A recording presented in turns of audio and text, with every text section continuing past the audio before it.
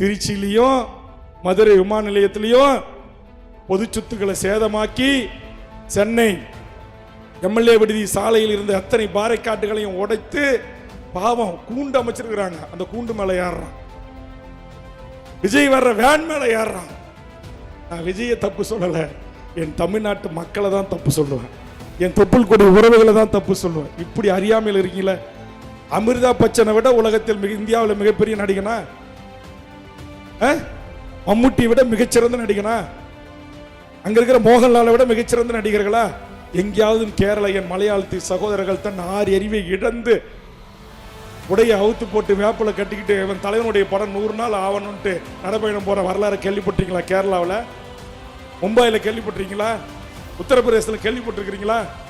ஏன் இந்த அறியாமையில் மூழ்கி திளிகின்றீர்கள்? உன் தெருவுக்கு குடிக்க தண்ணி கொடுத்தானா? ரோடு போட்டானா? பள்ளிக்கூடம் கட்டினானா? பால்வாடி கட்டி கொடுத்தானா? உயர்நிலை பள்ளி கொடுத்தானா? கலைக்கல்லூரி கொடுத்தானா? பொறியியல் கல்லூரி கொடுத்தானா? இன்ஜினியரிங் கல்லூரி கொடுத்தானா? மெடிக்கல் காலேஜ் கொடுத்தானா? இந்த நடிகர்கள் ஒரு சினிமாவில் ஒரு நடிக்கிறாருன்னா போங்க, கதை அம்சம் நல்லா இருக்குமா, கைத்தட்டமா, விசில் அடிச்சமா, ரசிச்சுட்டு வந்துடணும். ஒன்றிய அரசே, நரேந்திர மோடியே, உங்கள் சூழ்ச்சி தெரிகிறது. ஆனா ஒரு நடிகருடைய விமானம் இந்தியாவில் எந்த மூலையில் வேண்டுமானாலும் பறக்கலாம் என்று அனுமதிக்கிறீங்க.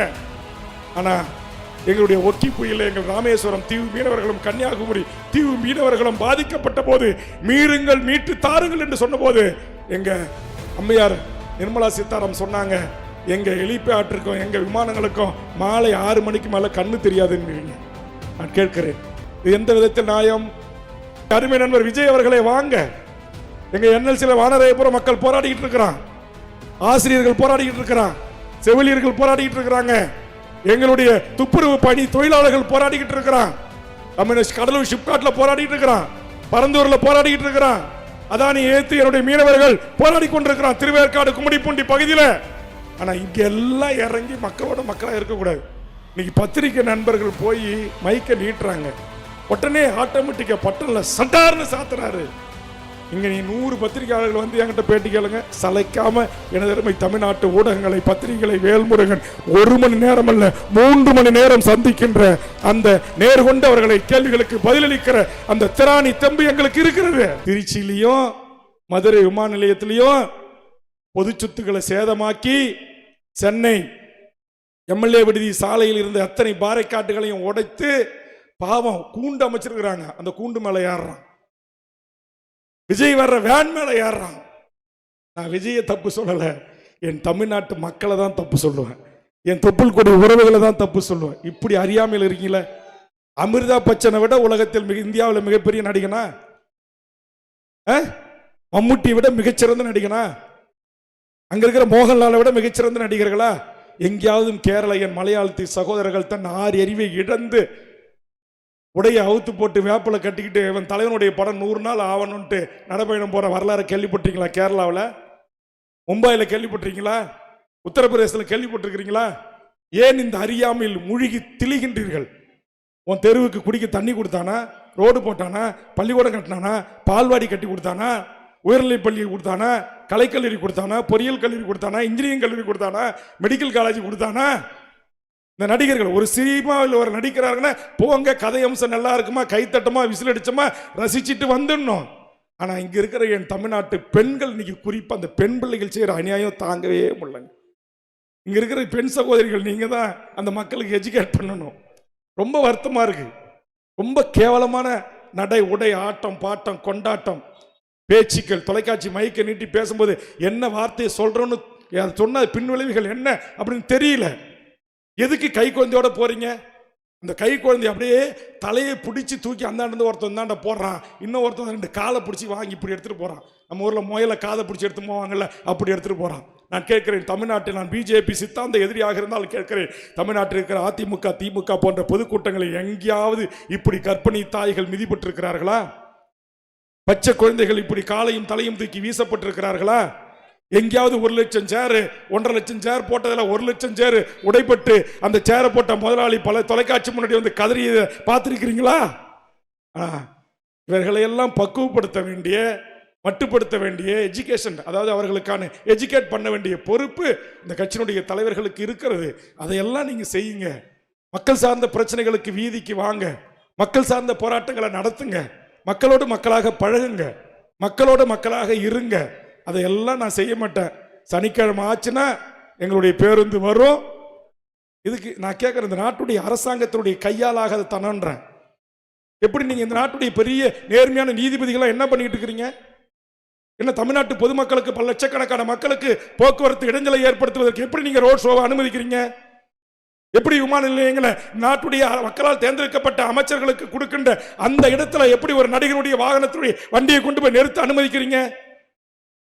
ஒரு சிறைத்துறையில் இருக்கிற ஒரு பாலா என்கிற நடிகன் தன் சம்பாதித்த பணத்தில் பெரும்பகுதி ஏழை மக்களுக்கு ஆம்புலன்ஸ்களையும் வீடுகளையும் கட்டி கொடுக்கிறார், தையல் மிஷினை கட்டி கொடுக்கிறார். அந்த பாலா நாளைக்கு திருச்சி விமான நிலையத்துக்கு வருகின்ற போது சிறப்பு விருந்தினர்களுக்கான கேட்டு திறக்கப்படுமா? ஒன்றிய அரசே, நரேந்திர மோடியே, உங்கள் சூழ்ச்சி தெரிகிறது. ஆனா ஒரு நடிகருடைய விமானம் இந்தியாவில் எந்த மூலையில் வேண்டுமானாலும் பறக்கலாம் என்று அனுமதிக்கிறீங்க.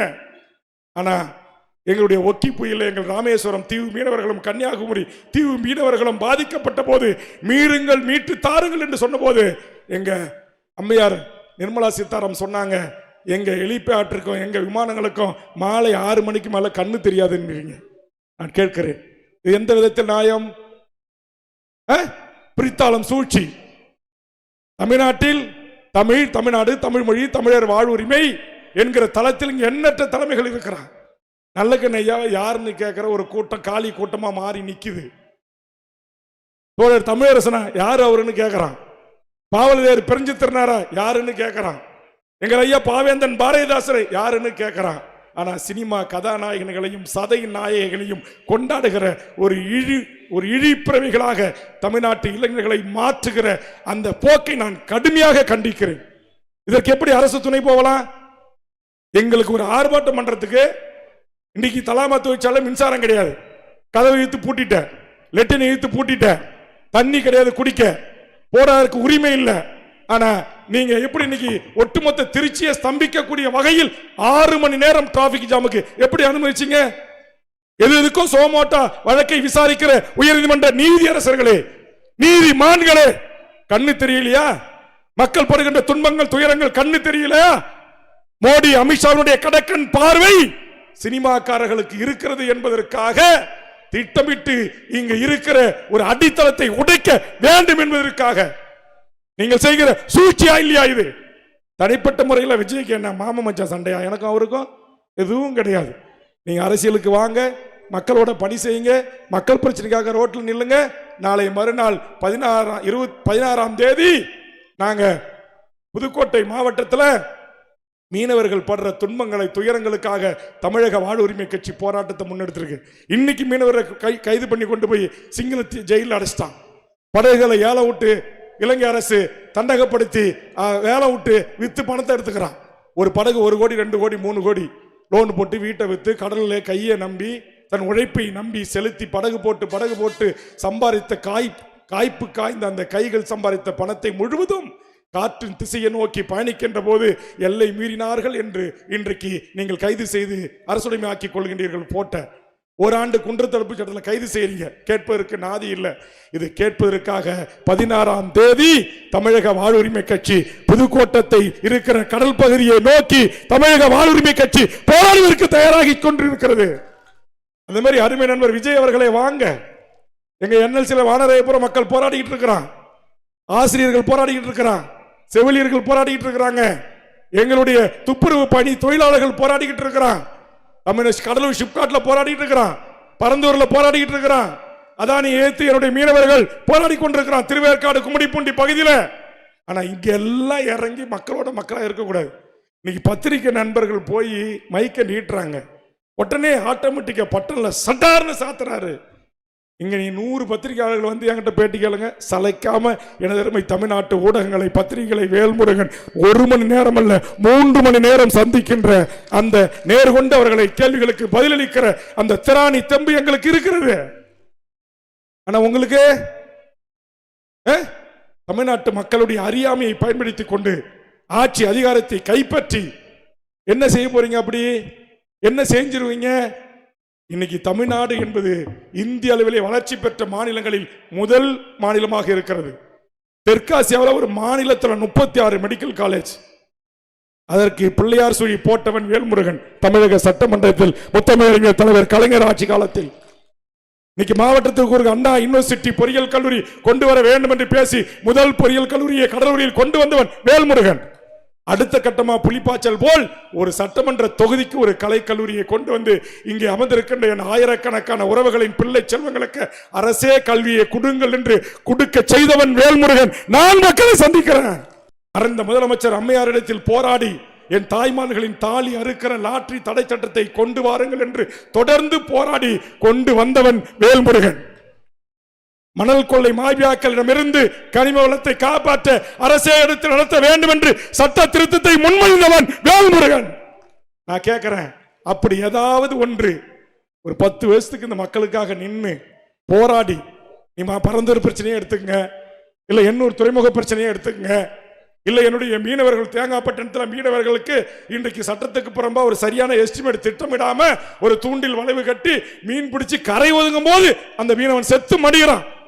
இன்னும் தமிழ்நாட்டில் எத்தனையோ கடற்கரை மீனவர் மக்கள் இன்னைக்கு தூண்டில் வளைவு கேட்கிறான், மீன் ஆர்வர் கேட்கிறான், மீன் இறங்குதலம் கேட்கிறான், மீன் விற்பனை கூட கேட்கிறான்.